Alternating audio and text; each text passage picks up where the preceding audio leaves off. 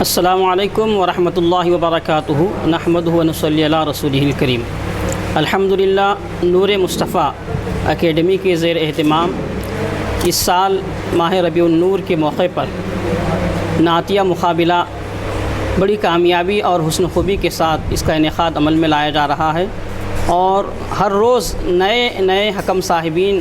کی خدمات حاصل کی جا رہی ہیں، اور ان مقابلات کو نہایت ہی حسن اور خوبی کے ساتھ اور پوری شفافیت کے ساتھ ان مقابلات کا انعقاد عمل میں لایا جا رہا ہے۔ یوں تو اور بھی ہمارے شہر میں نعتیہ مقابلے ہوتے ہیں، قرأت کے اور اذان کے اور سیرت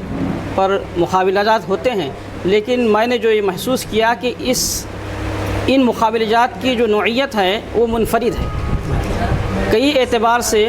یہ نعتیہ مقابلہ اپنے اندر انفرادیت رکھتا ہے، خصوصاً آج کا جو مقابلہ تھا وہ قوالی کے حوالے سے تھا، چونکہ ہندوستان ہی نہیں، بر صغیر ہی نہیں، پورے عالم اسلام میں قوالی آج کل کی ایجاد نہیں ہے، بلکہ تابعین کے دور سے یہ قوالی کی روایت چلی آ رہی ہے۔ ایک مشہور محدث ہیں، ان سے پوچھا گیا کہ آپ میدان محشر میں رب ذوالجلال کی بارگاہ میں حاضر ہوں گے، ایک طرف حسنات ہوں گے، دوسری طرف سیئات ہوں گے، جب آپ بارگاہ رب العزت میں حاضر ہوں گے تو آپ جو محفل سماع کے شوقین ہیں، ذوق رکھتے ہیں، یہ محفل سماع جو کلام آپ سنتے ہیں، وجد کرتے ہیں، آپ محدث ہیں، تو آپ کا یہ عمل کیا سیئات والے پلڑے میں رکھا جائے گا یا حسنات والے پلڑے میں رکھا جائے گا؟ تو مشہور محدث نے جواب دیا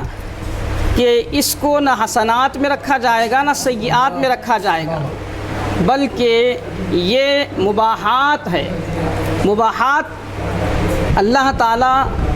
اس کے کرنے سے نہ کوئی گناہ ہوتا ہے نہ کوئی گرفت ہوتی ہے۔ اس کے علاوہ قرآن کریم کی ایک آیت شریفہ جس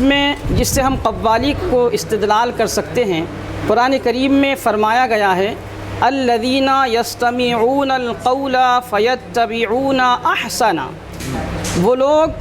جو قول کو سنتے ہیں اور اس میں جو سب سے بہتر ہوتا ہے اس پر عمل پیرا ہوتے ہیں۔ تو قول سے مراد جمہور مفسرین کے نزدیک قرآن کریم ہے، لیکن موجودہ دور کے ایک دانشور اور پائے کے جو عالم دین عالمی سطح پر ان کا شمار ہوتا ہے، انہوں نے استدلال کیا ہے کہ قرآن مجید تو ہے فیتبعون احسنہ، قرآن مجید تو سارا کا سارا بہتر ہی بہتر ہے، صرف قرآن مراد لیا جائے تو فیتبعون احسنہ کی تفسیر مکمل نہیں ہوتی۔ تو اس میں احسنہ مضاف اور مضاف الیہ ہے، تو اس قول سے مراد قوالی بھی جو ہے قول ہی سے مشتق ہے، اور قوالی قول ہی سے مشتق ہے، اور قوالی میں جو کلام پیش ہوتے ہیں ان میں بعض کلام ایسے ہوتے ہیں جو تسکین قلب و روح کا سامان ہوتے ہیں، بعض اشعار ایسے ہوتے ہیں جو عاشقان رسول اکرم ان اشعار پر کاربند ہو کر ولایت کی منزلیں طے کرتے ہیں۔ اور خواجگان چشت نے تو قوالی کو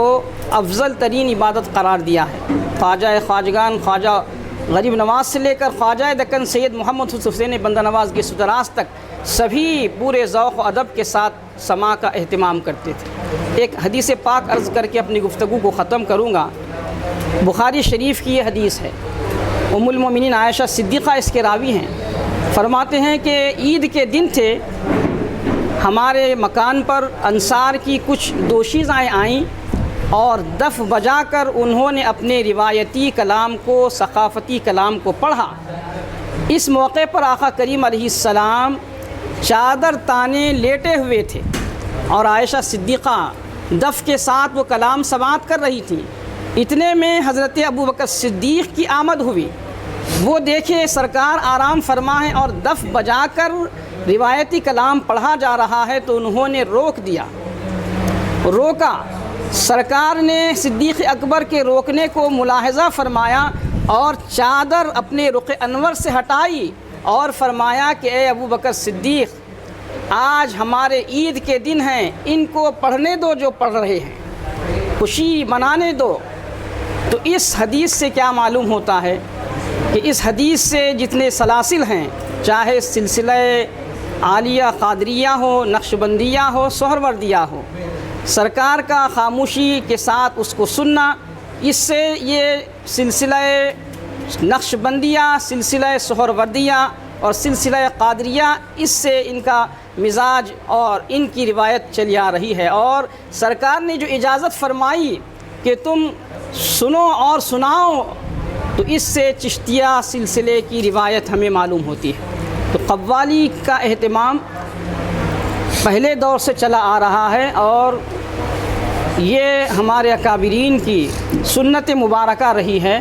قوالی سے وہ سب کچھ حاصل ہوتا ہے جو منزلیں ریاضتوں اور مجاہدوں کے بعد بھی طے نہیں ہوتی، وہ پیر کامل کی نظر اور ذوق سماع کی وجہ سے جب وجد طاری ہوتا ہے تو وہ منازل، وہ مراحل، وہ ولایت کے اعلیٰ درجے اس کلام کے ذریعے سے وہ یوں چشم زدن میں طے کر لیتے ہیں۔ تو اس کی اپنی ایک اہمیت ہے۔ میں اس موقع پر نور مصطفیٰ اکیڈمی کے تمام ذمہ داران کو دل کی عمیق گہرائیوں سے مبارکباد دیتا ہوں کہ انہوں نے ایک انفرادی کام ہمارے